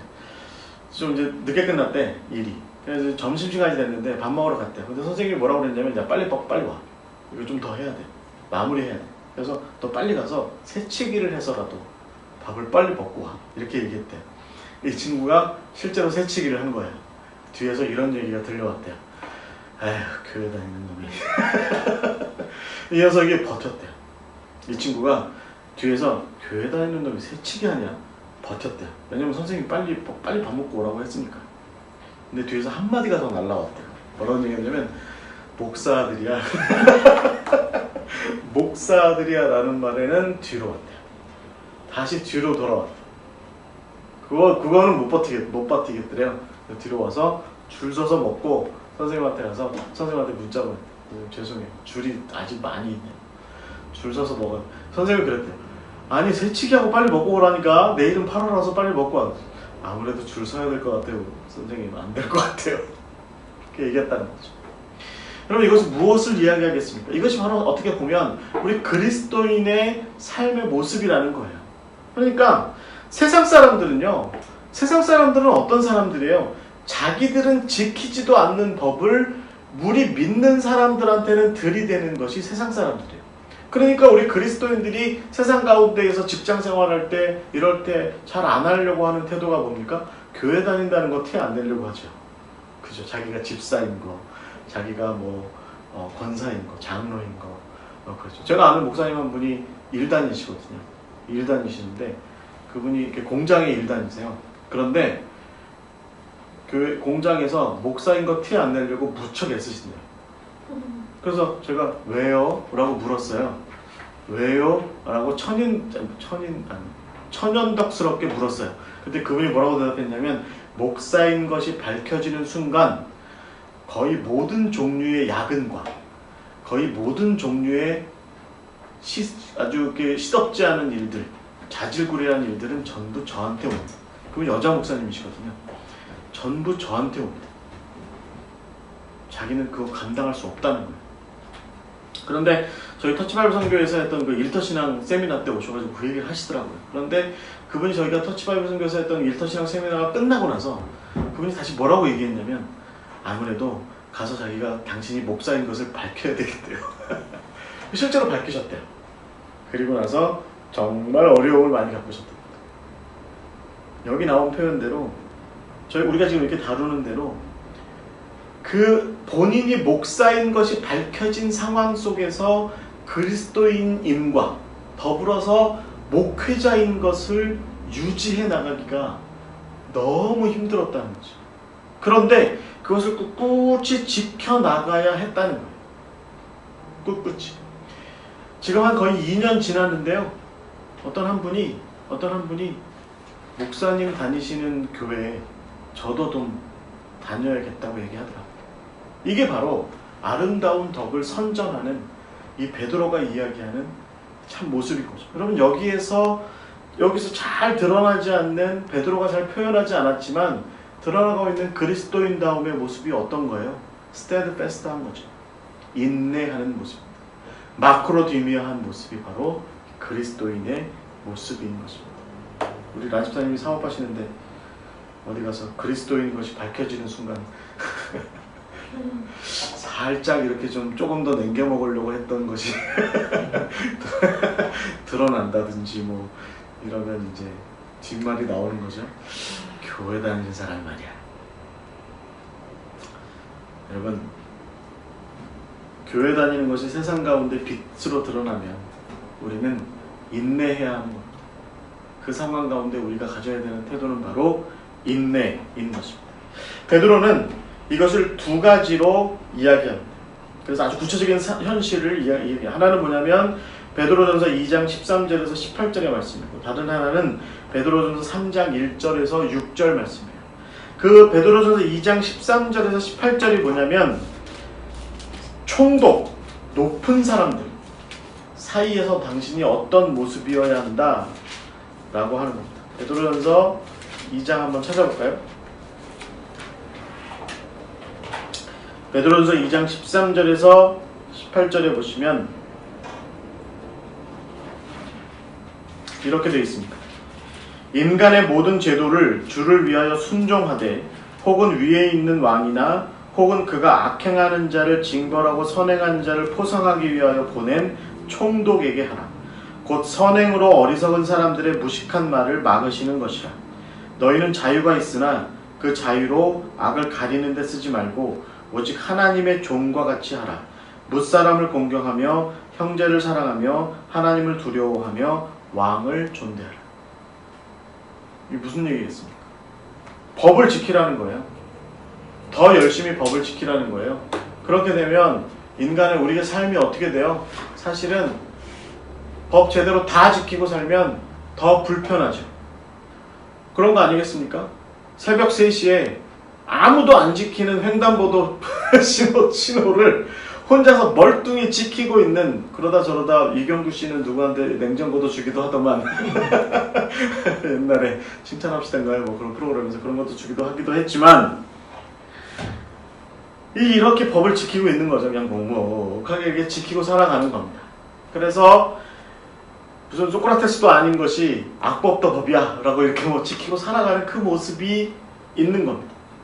그것이 그 선행을 통해서 하나님의 의가 드러나게 된다는 겁니다. 예수 그리스도의 십자가의 도리가 나타나게 된다는 겁니다. 그렇게 참고 살아가는 가운데 하나님의 의로우심이 그들 가운데 전해지고 그들도 그렇게 해서 하나님을 알게 된다는 거죠. 우리가 불의를 행하는 가운데 예수를 전해서 그가 예수를 알게 되면 그 예수가 예수겠어요? 우리가 인내하지 못하는 가운데 그렇게 쉽게 달아오르는 성마름 가운데 전해지는 예수가 제대로 된 예수겠습니까? 베드로는 그걸 얘기하고 있는 거죠. 너희가 예수를 전하는 왕같은 제사장일진데 그러면 인내해라. 인내하는 가운데 법을 지키고, 인내하는 가운데 규칙을 지키고, 인내하는 가운데 너희들을 심지어는 못살게 굴고 힘들게 하는 윗사람이라 할지라도 참고 견디는 가운데 오히려 그에게 선대해라 라고 이렇게 가르치고 있는 겁니다. 이게 바로 한 영혼을 하나님께로 인도하는 길로서의 인내인 것이죠. 인내. 그러니까 인내는 하나님과 그와 나 사이의 관계가 하나님의 뜻대로 온전하여질 수 있는 길이 바로 인내다 라고 가르치고 있는 겁니다. 그 두 번째 얘기가 베드로전서 3장 1절부터 6절에 나와요. 뭐라고 나와 있어요? 아내들아. 뻔한 얘기겠죠? 네, 우리 라집사님 무슨 생각할까? 아내들아 당장에 자기 남편에게 순종하라. 이는 혹 말씀을 순종하지 않는 자라도 말로 말미암지 않고 그 아내의 행실로 말미암아 구원을 받게 하려 합니다. 이게 놀라운 얘기죠. 그러니까 너희의 두려워하며 정결한 행실을 보게 되는 거다. 얘기하는 겁니다. 너희의 단장은 머리를 꾸미고 금을 차고 아름다운 옷을 입는 외모로 하지 말고 오직 마음에 숨은 사람을 온유하고 안정한 심령에 썩지 아니할 것으로 하라. 이는 하나님 앞에 값진 것이니라. 전에 하나님께 소망을 두었던 거룩한 부녀들도 이와 같이 자기 남편에게 순종함으로 자기를 단장하였나니 사라가 아브라함을 주라 칭하여 순종한 것 같이 너희는 선을 행하고 아무 두려운 일에도 놀라지 아니하면 그의 딸이 된 것이다. 이게 무슨 얘기했습니까? 이 남편이 어떤 남편인 거예요? 교회 안 다니는 남편인 거예요. 말하자면 교회 안 다니는 남편 교회 다니게 하려면 착해야 된다는 거죠. 착해야 된다는 겁니다. 선해야 된다는 겁니다. 한 100배는 더 선해야 된다는 거예요. 100배는 더 선해요. 100배는 더 선하게 살려면 가장 중요한 덕목이 뭐겠어요? 참을인자 3번 쓰는 거죠. 참을인자 3번 쓰는 거예요. 마음 가운데 참자 참자 이렇게 하는 겁니다. 그것이 바로 어떻게 보면 그 영혼을 하나님의 구원으로 인도할 수 있는 지름길이다. 얘기할 수 있는 거죠. 여기 여러분 그 베드로전서 주석에 의하면 2장 16절에 나와 있는 너희는 자유가 있다. 그런데 그 자유로 악을 가리는 데 쓰지 말고 오직 하나님의 종과 같이 하라라고 하는 이 이야기는요. 이 베드로전서에 대한 주석에 의하면 3장에 나와 있는 아내들에게도 동일하게 사용될 수 있다는 거예요. 그러니까 물론 이 시대가 지금 시대보다 아내들이 남편들에게 훨씬 더 종속되어 있는 사회이긴 하지만 그 아내들이 남편들에게 믿지 않는 남편 앞에서 자유할 수 있다. 그런데 그 자유를 너희를 드러내고 혹은 그래서 결국은 악을 드러내는 일에 사용하지 마라. 오히려 스스로의 자유를 꺾어서 자유를 좀 자기를 꺾어 내려둘러서 인내하는 가운데 선을 더 드러내서 너의 착한 행실로 하여금 너의 남편이 하나님을 알게 해라. 예수 그리스도의 십자가를 알게 해라. 라고 이렇게 얘기하는 거죠. 여러분 이게 결국엔 우리가 결국 인내하는 삶이 뭘 얘기하는 거예요? 한 영혼을 하나님께로 인도하기 위해서 관계를 붙잡고 있는 행위입니다.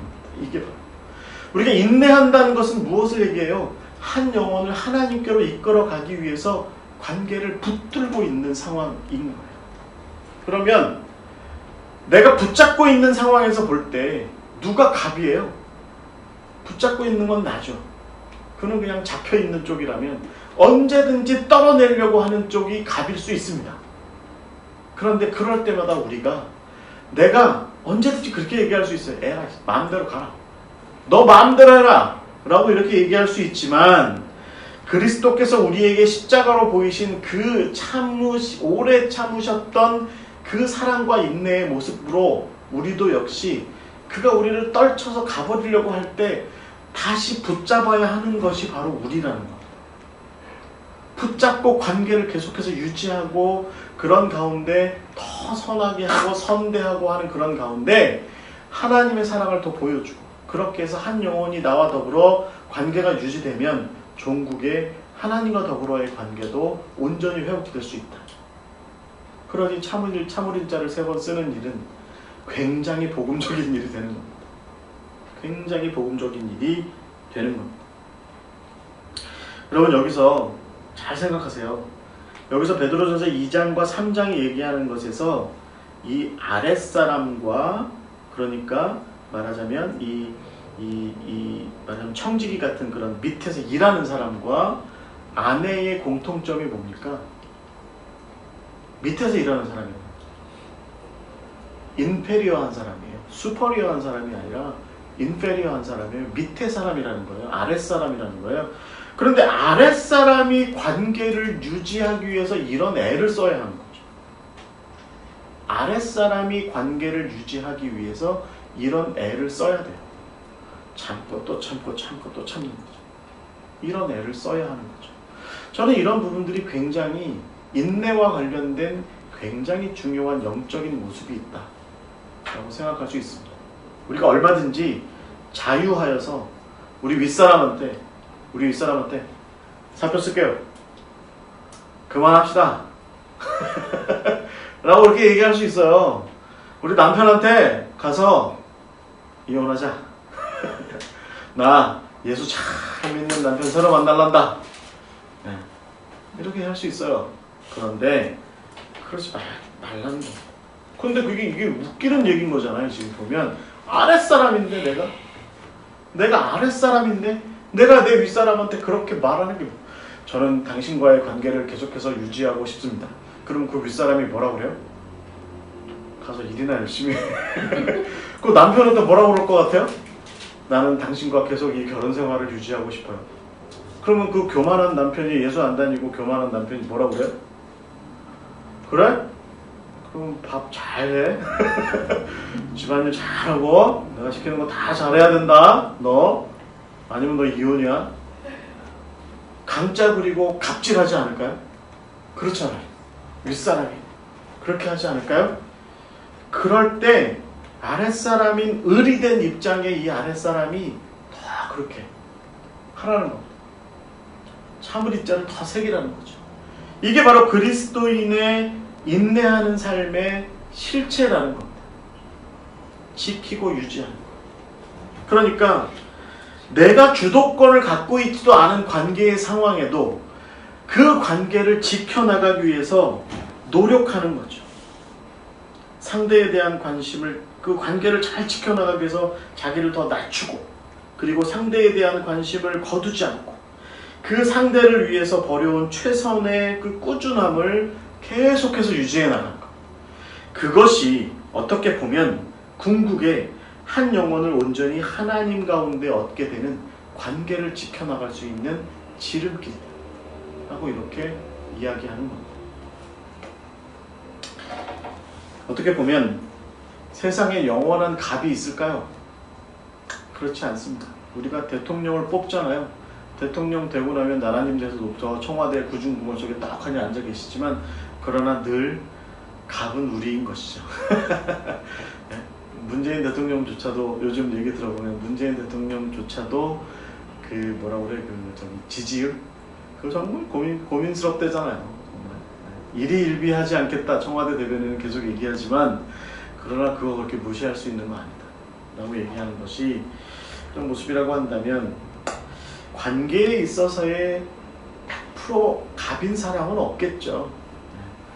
누군가는 누군가에게 의릴 수밖에 없는 것이 인간의 관계의 모습이라고 한다면, 그런 상태에서 우리가 그 누군가를 향해서 계속해서 그리스도 안에서 온전한 어떤 구원의 결실, 한 영혼을 얻고자 하는 결실을 맺고자 하는 노력이 계속해서 주어져야 한다고 한다면, 이 참을 인내하는 것, 더 나아가서 그냥 참기만 하고 꾹하니 이렇게 오금을 움츠린 채로 이렇게 버티는 상황을 넘어서서 늘 내가 그 사람에게 하던 대로의 신실함을 계속해서 이어가는 것.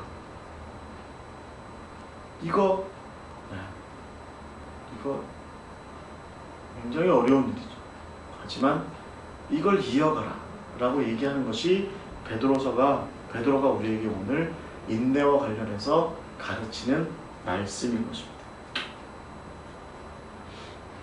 이게 참 쉽지 않아요. 그죠? 목사님들, 성도들하고의 관계에서 이런 거 정말 쉽지 않죠. 뭐 성도님들, 우리 여기 평신도 계시지만 가장 쉽게 하시는 표현이 뭐예요? 그래요? 저 그럼 다른 교회 갈게요. 그럴 때마다 그냥 속이 막 속에 막 생채기가 막 엄청나게 납니다. 목사님들. 뭐 그렇게 다 뭐 목사님만 그런가요? 세상 모든 관계가 다 그렇죠. 사실. 부모 자식 관계도 사실 그런 것 같아요. 우리 아이들이 밤에 앉아가지고 어느 날 기도할 수도 있죠. 주여 엄마를 바꿔주시옵소서. 이러고 주여 아빠를 바꿔주시옵소서. 이러고 기도할 수도 있죠. 아빠를 램프의 진이로 바꿔주시옵소서.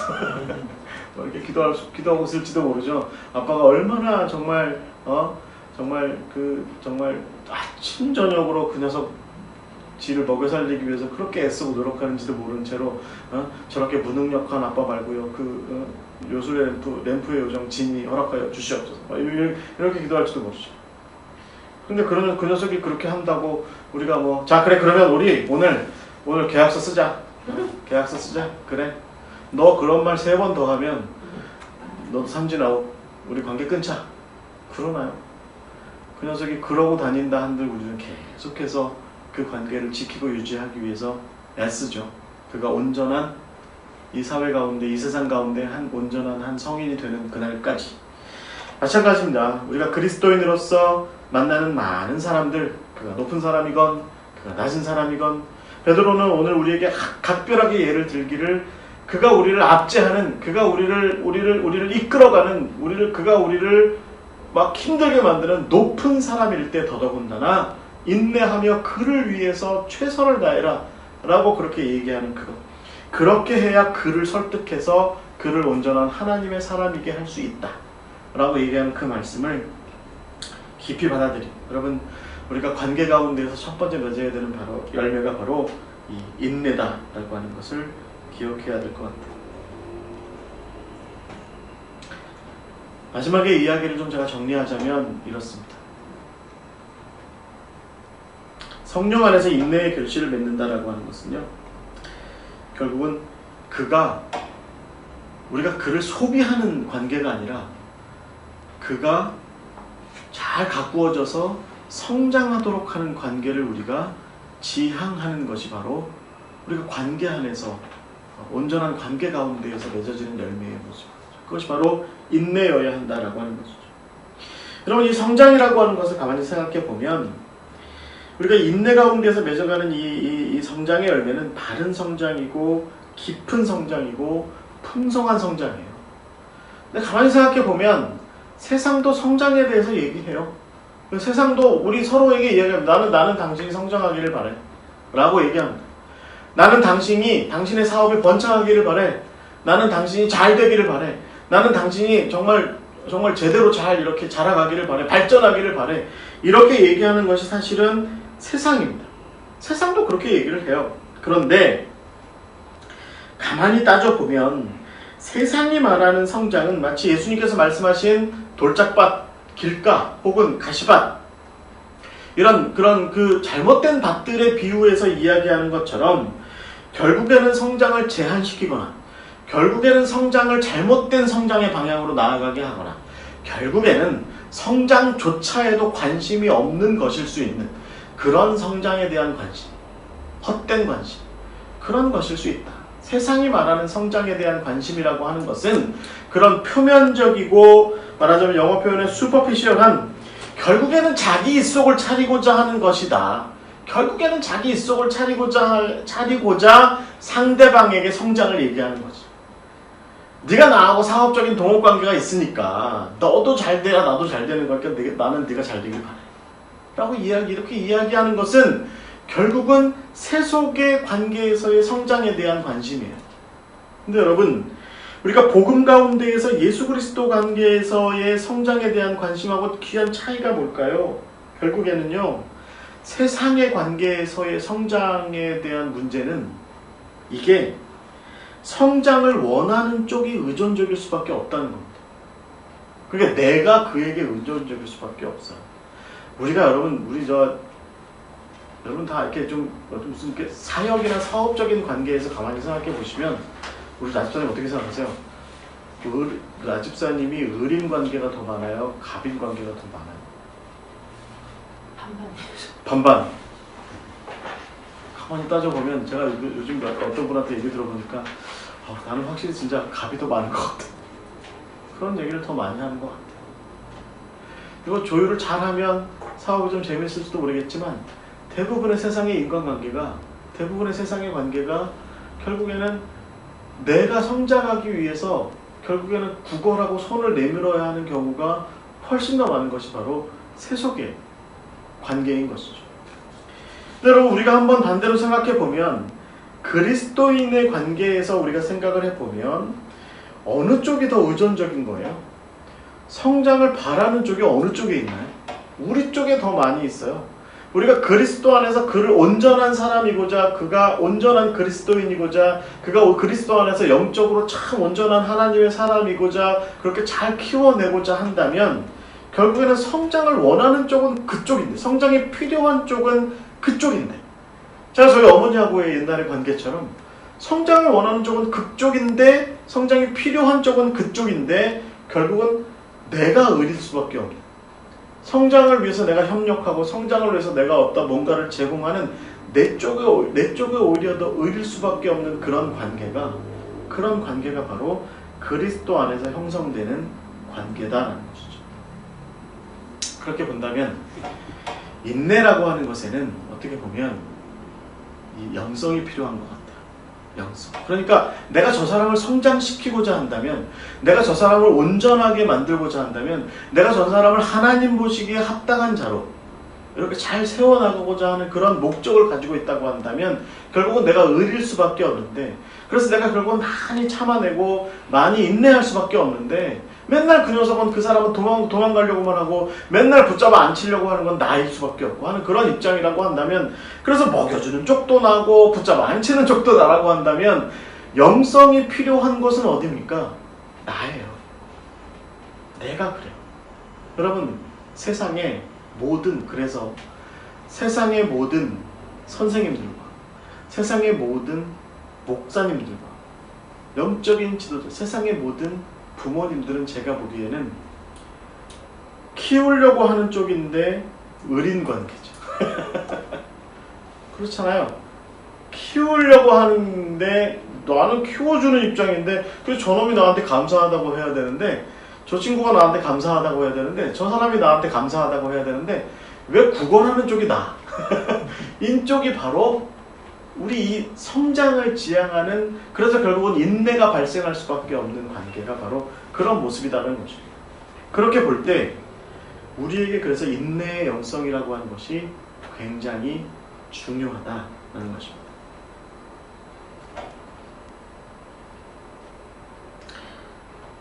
그래서 예수님께서 지금 여러분 화면에 보시는 것처럼 베드로의 이야기를 하시죠. 베드로에 대해서 마지막 이야기를 하세요. 요한복음 21장에 보시면 이렇게 말씀하세요. 네가 젊어서는 띠뛰는 곳으로, 스스로 띠뛰고 원하는 곳으로 다녔거니와 늙어서는 내 팔을 벌리리니 남이 내게 띠띠우고 원하지 아니하는 곳으로 데려갈 것이다. 이것은 베드로가 어떻게 마지막에 순교할 것에 대해서 예수님께서 예언하신 거예요. 그런데 굉장히 많은 영성가들이 이 구절을 어떻게 해석하냐면, 네가 젊어서 자식이 없을 때는, 네가 젊어서 제자가 없을 때는, 네가 젊어서 목자로서 양이 없을 때는 네가 띠뛰고 스스로 띠뛰고서 스스로 꽃단장하고서 원하는 곳으로 아무데나 마음대로 꽃놀이 하러 다니고 자기가 하고 싶은 거 다 하고 자기가 놀러 다니는 거 다 하시는데, 네가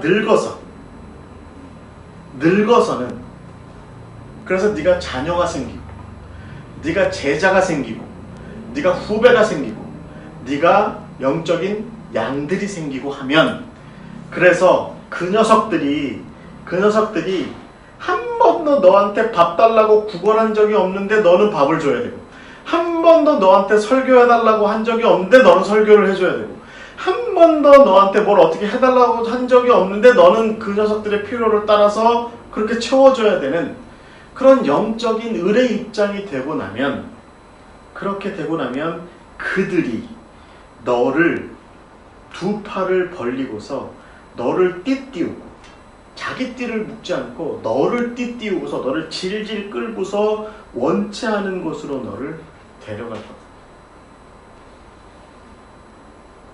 베드로의 삶이 그랬죠. 예수님의 삶도 그랬죠. 하나님의 오래 참으시는 그 하나님의 우리 인간과 더불어 함께 하시는 삶도 그렇죠. 우리도 역시 마찬가지인 것입니다. 우리가 여러분 인내한다라고 하는 것은 결국 그래서 이런 삶으로 계속해서 나아가는 거예요. 우리가 그리스도 안에서 우리가 하나님의 은혜 가운데서 특별히 하나님께서 우리에게 주시는 사명 가운데에서 한 영혼을 온전히 하나님께로 인도하고자, 하나님의 온전한 구원 가운데로 인도하고자 하는 그 사명을 품은 세상 누구도 없는 부모로서, 세상 누구도 없는 가르치는 자로서, 교사로서, 세상 누구도 없는 목회자로서, 세상 누구도 없는 영적인 선배로서 그들을 끌고 가고자 한다면 우리에게는 인내가 필요합니다. 우리에게는 인내의 영성이 절실합니다. 그래서 저는 결론을 이렇게 짓고 싶습니다. 오래 참음, 즉 인내라고 하는 것은요, 그럼 지금 우리가 세 번째 그룹의 열매를 이야기하고 있는데, 인내, 자비, 양선, 그 중에 첫 번째 인내를 이야기하고 있는데, 이 오래 참음, 즉 인내는 하나님의 뜻과 그 행적을 알아차리고 예수로 더불어 드러난 하나님의 인간 사이의 관계를 온전하게 회복을 하고자 하는 그 영적인 여정, 그것을 깊이 이해한 사람들, 그 십자가의 종들이 역사 속의 삶의 현실에서 자기에게 주어진 그 관계 가운데 진중하게 일구는 덕스러운 삶입니다. 이게 사실은 쉽지 않아요. 저도 목회자로서 쉽지 않습니다. 저도 사역자로서 쉽지 않습니다.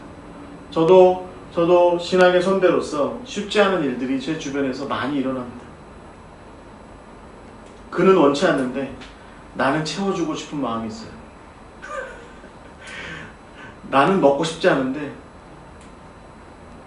나한테 채워주는 그 영적인 선배에 대해서 막 욕해요. 저한테. 난 싫다니까요. 나 그거 안 먹고 싶다니까요. 그렇게 얘기해요. 그런데 나는 채워줘야 하는 사명이 내게 있어요. 이게 쉽지 않습니다. 인내가 필요합니다. 꿋꿋하게 견디면서 스테드패스트하게 잘 견뎌나가면서 원래 하던 대로의 그것을 계속 이어나가야 할 필요가 있는 것이죠. 우리의 힘들게 이렇게 홀로 감당하는 인내의 이 사역에 대해서 그래서 성령께서 우리와 동행하십니다. 그리고 성령께서 합력하셔서 우리에게 힘을 주시는 가운데 맺어주시는 그 열매가 바로 인내의 열매다라는 것입니다. 예수님께서 주님 하나님 제가 어떻게 저들을 위해서 십자가를 져야 합니까? 라고 겟세마네 동산에서 기도하시면서 주님 당신 뜻이거든 제발 이 잔을 좀 제게 거두어 주시옵소서. 그러나 당신 뜻이거든 제가 이 잔을 감당하겠습니다 라고 이렇게 기도할 때 성령께서 내려오셔서 예수님으로 하여금 꿋꿋하게 십자가의 사역을 감당하도록 도우셨던 것처럼 우리에게도 우리가 한 영혼을 하나님께 온전하게 잘 이끌어가고자 그 관계를 잘 유지하고자 헌신하고 노력하는 가운데 임하셔서 우리로 하여금 성령의 인내하게 하시는, 오래 참게 하시는 결실을 허락하신다는 것입니다.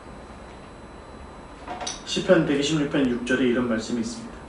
그래서 울며 씨를 뿌리러 나가는 자는 반드시 기쁨으로 그 곡식단을 가지고 돌아올 것이다. 저는 이렇게 얘기합니다. 인내는 그래서 고뇌 가운데 눈물로 씨를 뿌리고 하늘과 더불어 기쁨으로 결실을 거두어 드리는 아주 지난한 여정, 그것이 바로 인내라고 하는 결실을 거두어 드리는 과정이다. 인내가 결국에 이렇게 긴 그 마크로두미아에서 마크로스가 가지고 있는 의미처럼 이렇게 길다라고 하는 의미를 갖고 있는 것처럼 이게 인스턴트하지 않습니다. 우리가 맺어야 되는 이 인내의 열매가 인스턴트하지 않아요. 뭐 그냥 1시간 참는다고 되는 게 아니고요. 여러분 자녀들이 1시간 만에 25살로 크지 않는 것처럼 1시간 만에 크지 않습니다. 1시간 만에 인내가 끝나지 않습니다. 인내의 사역이 아마 한 영혼이 제대로 되기 위해서라고 한다면 10년, 15년, 20년 넘게 그 인내의 사역을 잘 감당해야 될지도 몰라요.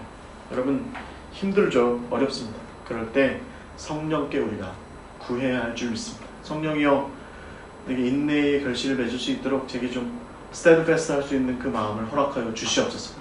그렇게 할 때 성령께서 우리 가운데 임하여 주셔서 우리 삶 가운데, 우리의 사업 가운데, 우리의 가정 가운데, 우리의 사역 가운데 인내의 결실을 허락하실 줄 믿습니다. 오늘 그 성경 공부를 함께 진행하고 이제 마치겠습니다. 기도하겠습니다. 하나님 감사합니다. 주님께서 오늘 우리에게 또 인내의 열매에 대해서 배울 수 있도록 인도하여 주셨습니다. 인내라고 하는 것이 그냥 그렇게 오금을 굽힌 채로 몸을 웅크린 채로 주어진 그런 강압적인 상황을, 압제적인 상황을 견뎌내는 것이 아니라 그런 가운데에도 불구하고 내게 맡겨진 사명, 특별히 내 자녀들을 향한, 우리의 양들을 향한, 영적인 후배들을 향한, 내게 맡겨진 그런 책임들을 향한 귀한 사명을 인내하는 가운데 그 결실을 보기까지 감당하며 나아가는 것임을 우리가 배웠습니다. 주님, 우리가 주어진 사명 가운데 늘 신실하게 하여 주시옵소서. 어제와 오늘과 내일이 동일한 그 사역의 장 가운데, 삶의 장 가운데 굳건하게 설 수 있도록 주여 인도하여 주시옵소서. 주님, 우리가 성령으로 말미암아 온전히 인내의 결실을 맺을 수 있도록 인도하셔서 주님, 한 영혼이 하나님께로, 한 영혼이 온전히 하나님과 더불어 맺어지는 우리의 관계 가운데에서 풍성함을 누리며 나아갈 수 있도록 주여 이끌어 주시고 인도하여 주시옵소서. 우리가 명심할 것은 인내가 우리를 위한 결실이 아니라 그들을 위한 결실임을 우리가 분명히 알게 하여 주시옵소서. 예수 그리스도의 이름으로 기도하옵나이다. 아멘. 감사합니다. 마치겠습니다.